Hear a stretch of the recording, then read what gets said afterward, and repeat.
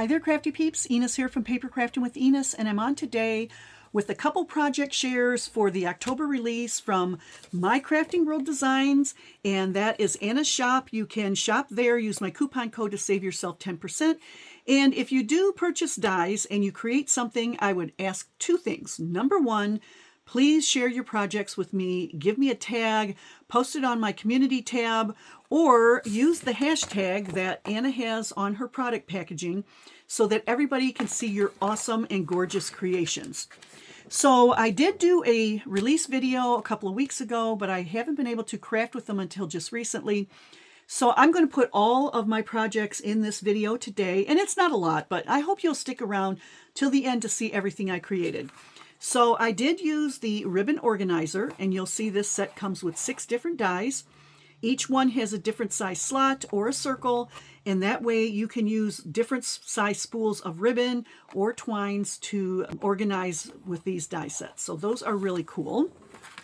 Then this month there also was the flower plate number 3, and this comes with 13 flower petals here. You get 6 of the large, 3 of the medium, and 4 of the small, and these flowers are absolutely gorgeous.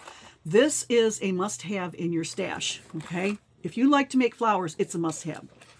And the last one in this release is the Polaroid add-on easel, and this pairs with the July release Polaroid picture frame. So I do have this one pulled out because one of my projects I did pair the two of these together. I do want to mention I'm going to link down below both Anna from mycraftingworlddesigns and Lisa from the Happy Crafter Shop, because they're also designing for this release.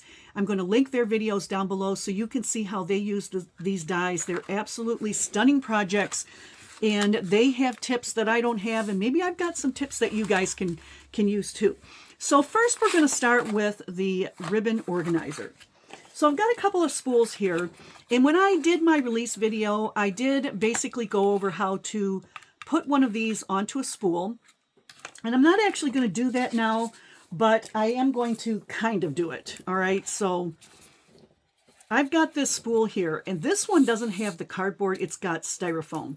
So basically you're going to take your, well, first of all, you're going to take your ribbon and you'll line it up against the dies, and you want to choose the die that the ribbon is slightly smaller than. Okay, so this one obviously wouldn't go with this one. This one's going to go with this one here. I don't know if you can see that because I know this is very sheer ribbon here. But anyway, basically you're going to take your ribbon, I'm going to call it a ribbon minder. You're going to insert it through the center there and take it and fold it over your ribbon. And this is one of my tips here. I like to have a tiny bit of the opening on each side of the ribbon, okay? I'm going to show you why when we get to this one. So you're going to have that over the top. You are going to give a slight pinch on each side. Don't do it too tight. You don't want this to be too tight because then your ribbon won't move easily through the ribbon minder. And then you're just going to fold this over, and once again, you don't want it to be too tight, and just glue that little tab down. And I know that's a little hard to see because it's white on white, but that's the basic instruction. Okay, so I'm going to put that one aside.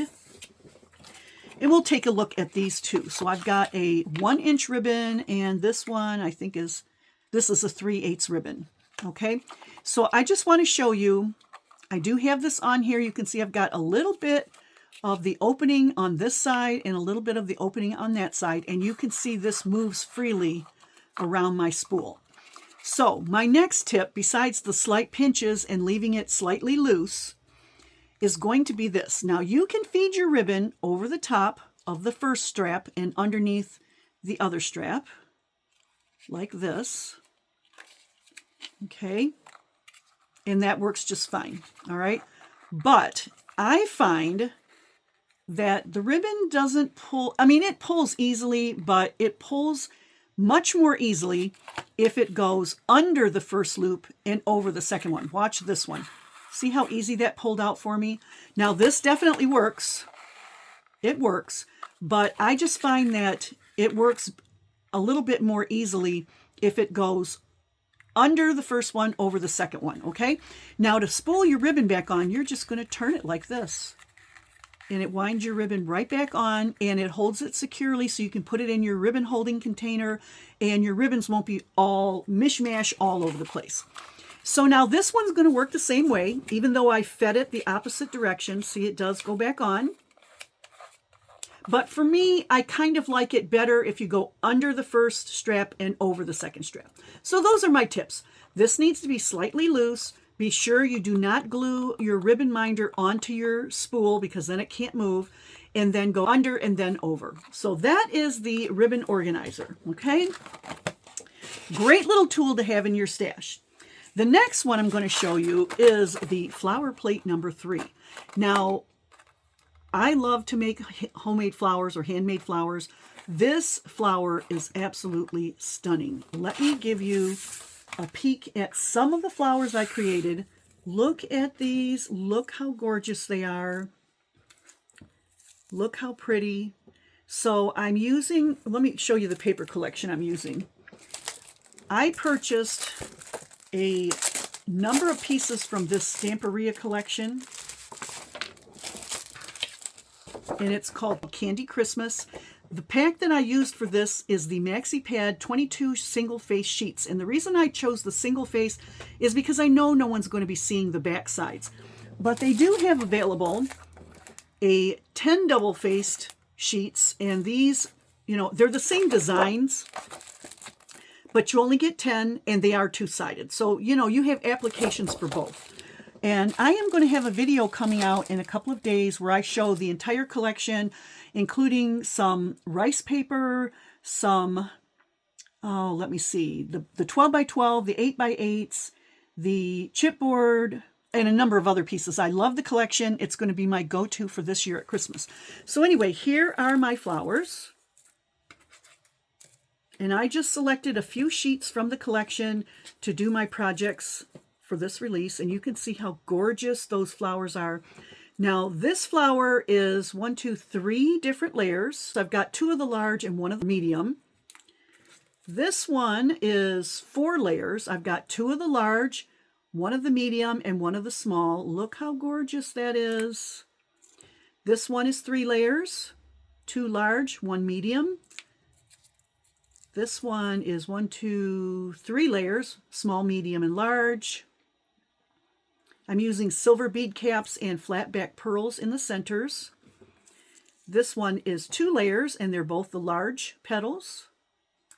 And this one, oops, this one is 3 layers, and it's 2 large and 1 medium.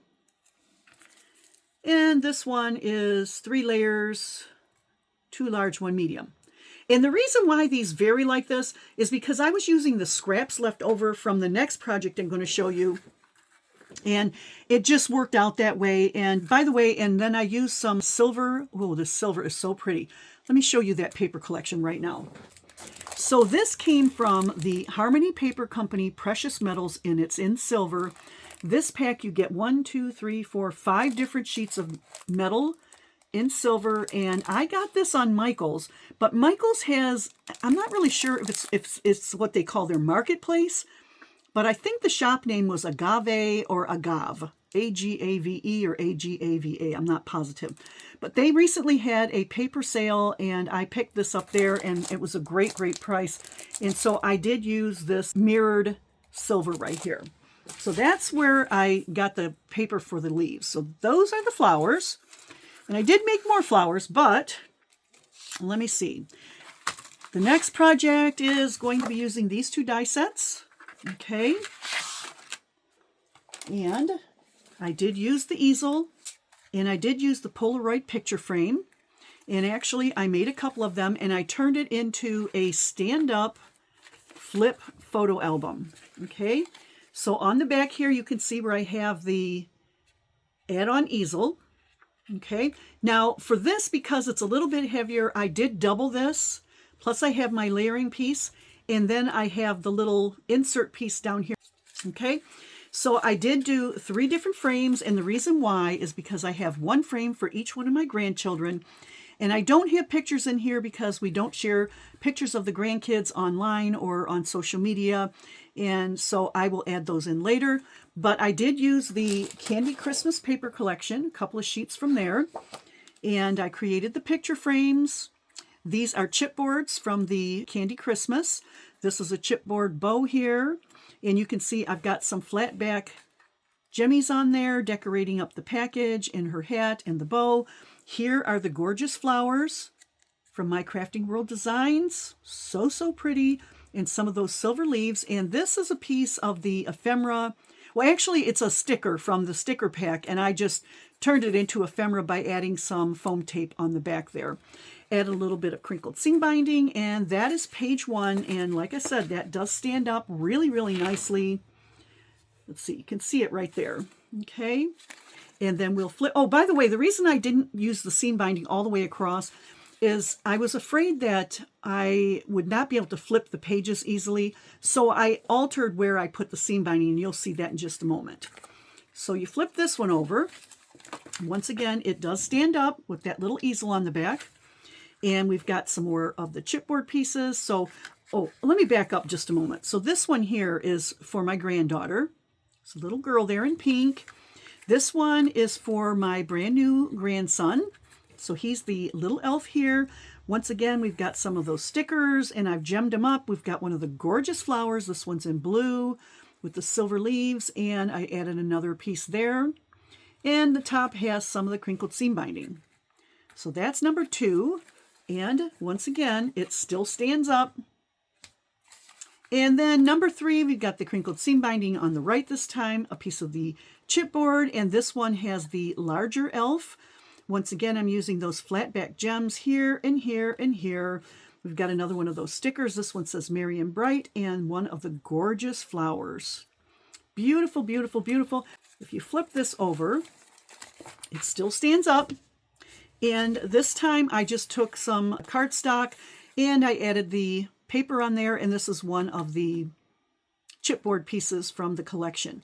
Now, I did want to mention, I did back everything up on 110-pound cardstock. I did that because I didn't know how sturdy this project was going to turn out to be, and I didn't know how many pages I was going to use, so I wanted to make sure it was nice and sturdy. And so what I did was I cut the cardstock larger than the picture frame. So it's larger than the frame itself. And then I used some of my Tim Holtz Distress inks, and I just distressed all the way around before I added the paper and before I added the photo frames and the decorations. So they kind of match a little bit along the side there. See that? So those are my projects for My Crafting World Design for the October release. And once again, I just want to remind everybody, I do have a coupon code, if I can find it here. Enis10 for 10% off all orders. So if you decide to shop, be sure to use that and save yourself a little bit of cash. And this is a great release. Lots of fun stuff here. You've got organization things. You have flowers, these gorgeous flowers. And then you have some add-ons for your Polaroid frame. So thanks a lot for sticking around and hanging out with me today. And yeah, I hope you enjoyed this. And I'll catch you all in the next crafty video. See you later, crafty peeps. Bye.